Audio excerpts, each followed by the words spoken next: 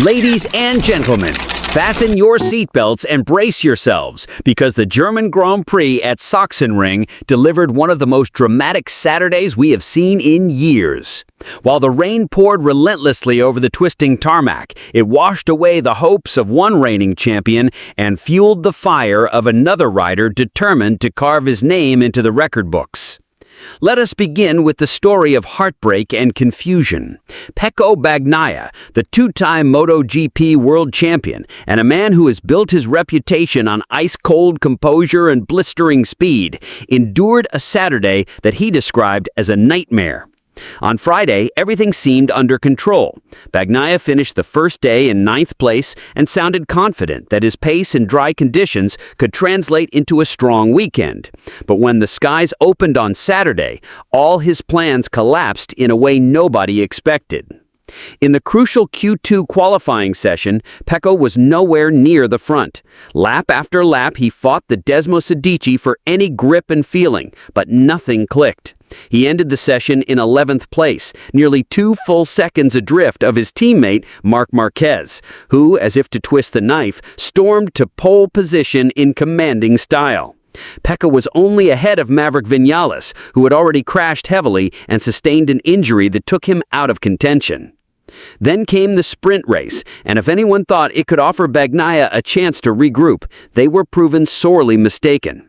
From lights out to the checkered flag, he was trapped in what can only be described as purgatory on 2 wheels.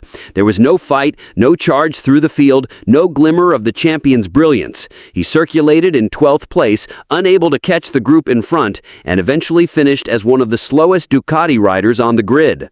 Even satellite competitors like Miguel Oliveira and Raul Fernandez were comfortably ahead. After the race, Bagnaia looked shattered. He stood in front of the cameras, his visor lifted, his eyes empty, and he tried to make sense of what had just happened. Speaking to DAZN, he did not sugarcoat a single word. He said he was angry, disappointed, and above all, lost. He confessed that he did not understand what had gone wrong, that he did not know what to do to fix it, and that all the adjustments and data analysis amounted to nothing. In his own words, he was simply slow. He is a rider who has dominated wet races in the past and who has always found a way to adapt to tricky conditions, and now he was left bewildered by a motorcycle that refused to obey. The situation became even more unsettling when Bagnaia revealed how desperate his team was to find answers. He explained that after every session, he pored over the data from other riders to understand where he was losing time. But no matter how much he studied the telemetry, nothing changed. He remained slow in every single lap, unable to extract any grip or confidence from the rear tire. He admitted that he had never in his entire MotoGP career experienced such an absence of feeling on wet asphalt. He even predicted that if nothing changed overnight, he would finish the whole race on Sunday more than 40 seconds behind the winner. When asked if there was a single positive takeaway from Saturday, Bagnaia forced a weary smile and said that at least his start was good. He had a strong reaction time and excellent initial acceleration, but that was where the good news ended. The rest, he admitted, was nothing but a nightmare, a long and frustrating ordeal that left him questioning everything. While Bagnaia spiraled into doubt and confusion, at the other end of the spectrum, Marc Marquez once again proved that he is a force of nature. In conditions that would terrify most riders, Marquez thrived. Even when he briefly lost the lead after an aggressive brake maneuver sent him wide into turn 1, he never panicked. Dropping back to 5th place only seemed to ignite something inside him. From there, Marquez began a relentless charge that demonstrated why he has become the defining figure of MotoGP 2025.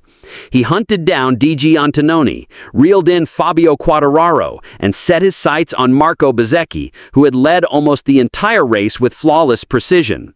But when the final lap began, everyone watching knew exactly what was coming. Marc Marquez is not a man who settles for second place.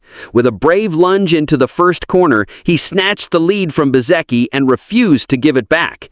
By the time they blasted across the finish line, Marquez had carved out a gap of almost a complete second, securing his 10th sprint race victory of the season.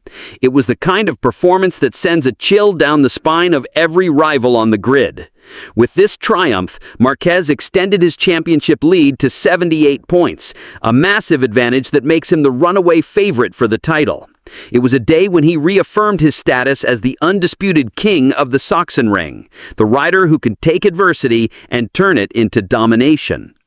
Elsewhere in the field, there was a story of quiet redemption. Fabio Quartararo, who has endured a roller coaster of results with Yamaha, produced one of his most inspired rides in recent memory. Starting from 7th on the grid, he kept his composure as the rain intensified and gradually worked his way into podium contention. In the closing laps, he overtook DG Antononi to seize 3rd place, earning only the 2nd sprint race podium of his MotoGP career. It was a reminder that even in a season of struggle, Quartararo still possesses the heart of a champion. There was also drama in the form of a frightening accident involving Franco Morbidelli. Midway through the sprint, Morbidelli's rear tire inexplicably detached, sending him crashing out at turn 8 in a shower of sparks. He was quickly transported to the medical center for evaluation, but was conscious and responsive, much to the relief of everyone in the paddock. As the dust settled on a wet and unforgettable Saturday, the contrast between the Ducati teammates could not be sharper. Marc Marquez stood triumphant, a record breaker with 10 sprint race wins, while Pecco Bagnaia was left searching for answers he could not find. For Pecco Bagnaia, the German Grand Prix has become a crossroads. Tomorrow's race is not only a test of speed, but a test of spirit. If the rain falls again, he may be fighting not for the victory, but to survive the longest 40 minutes of his MotoGP life. It is the theater of MotoGP. It is where heroes are made and champions are humbled. Sachsenring 2025 has reminded us all that in this sport, anything can happen.